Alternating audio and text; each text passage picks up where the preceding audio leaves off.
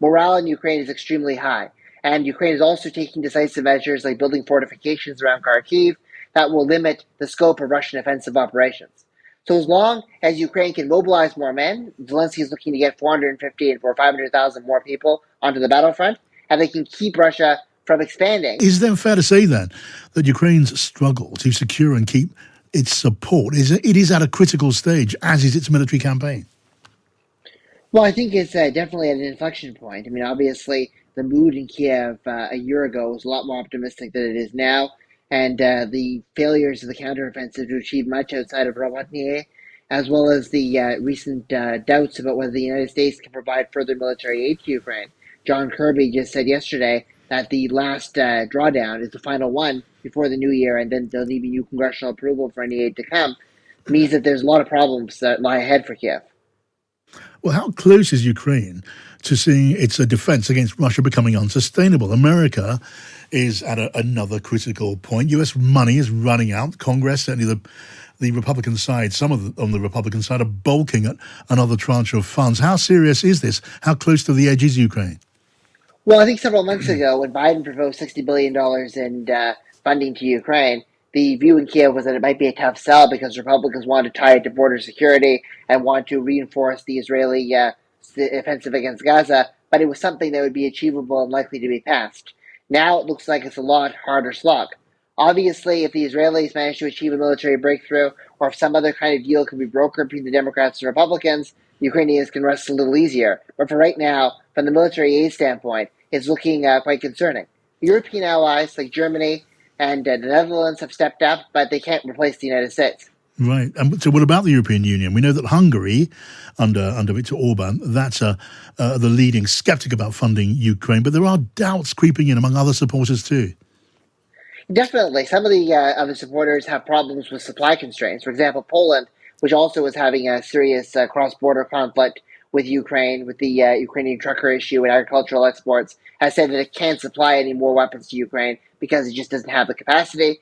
I mean, Britain's capacity, even though it's strongly supportive of Ukraine, is increasingly limited. We saw with the 10-year Naval Security Pact, it's more about brimstone and other missiles that will be useful in the longer-term future rather than things that can be used immediately. And there's others, like as you say, Hungary, which are skeptical of the mission, and probably Slovakia now with Fico's government joining the Hungarians with outright skepticism and derision of aid to Ukraine. Yeah, I mean, European nations operate on the basis of unanimous agreement. Without that, though, it is possible to strike deals directly, nation to nation, isn't it? Definitely. I mean, that's why the Germans and the Dutch have taken the lead in terms of supplying critical weaponry to the Ukrainians, and that's how the F-16 transfers came about. So obviously, the unanimity is essential on issues like sanctions policy and on dealing with post-conflict issues like reparations from Russia and the future of assets in the Russian central bank. But individual countries will be able to have a lot of sway over provisions of military assistance. And the biggest limiting factor is our domestic politics and what exactly they have in their reserves. I mean, tell me, in your judgment, is it feasible to imagine Ukraine resisting being, pushed into, drawn into talks with Russia with its own territory on the table for very much longer? Well, I think that we shouldn't underestimate the resolve of the Ukrainians to continue fighting this war, and we shouldn't underestimate the amount of unity that they have around the Ukrainian armed forces. Take a poll that came out recently. The support for Zelensky, which was sky high during the early stages of the war, is now down to about 62% levels of trust.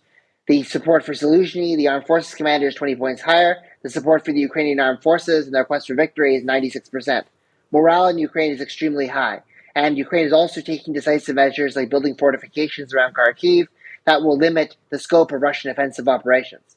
So as long as Ukraine can mobilize more men, Zelensky is looking to get 450 or 500,000 more people onto the battlefront, and they can keep Russia from expanding, then I think that the Ukrainians can hold out for quite a while. So I don't think we should be looking at talks just yet. But obviously, if there's no progress of the U.S. arms to Ukraine and Russia can manage to produce more defensive capacity and get artillery from North Korea and other places, by the end of 2024, the situation might look quite different for the Ukrainians. Yeah, and perhaps we should not always imagine that Putin has time on his side. I mean, he's seen his military lose an enormous number of men in the battlefield. They've committed an enormous amount of extra funding to the war and to defense and security. And he can't count on Russian support holding up as it has in the past.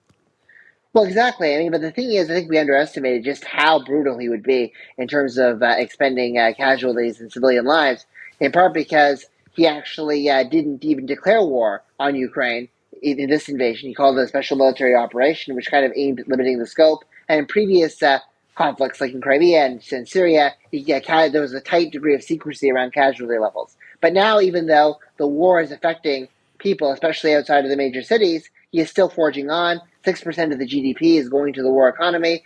So I think that we've underestimated Putin's ability to withstand heavy Russian casualties. But with the March 2024 elections coming up, there's the risk of unrest, especially from ultranationalists who sympathize with Prigozhin or are frustrated with the frontline situation and with the corruption inside the military. So I think that Putin also has to watch his own domestic audience and has to deal with domestic fatigue and domestic frustration with the war effort too.